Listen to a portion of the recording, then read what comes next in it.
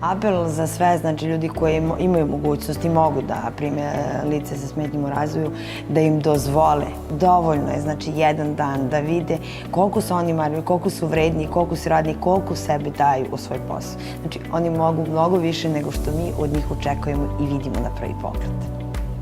Oni ne znaju da kažu ja to ne znam ili ne mogu ako su osposobljeni za nešto, znači znaju to da poštuju. Pa nama je dobar primjer, mi imamo fabriku, znači, kod nas tekstila. Specijalna škola Veselina Nikolić u Kruševcu ima smer za decu šivačke. Tako da deca koja su završila školu i krenula odmah posle toga, bez neke velike pauze, da se to ne zaboravi, koji su krenula da rade na mašinama i to, da su toliko uporni da stižu normu, da su vredni, marljivi radnici i da oni svake godine, znači, da ne bi plaćali penale, zapošljavaju nove osobe sa invaliditetom i ispunjavaju ono što je njihova firma, čak i preko toga, znači, ako se ukaže potreba.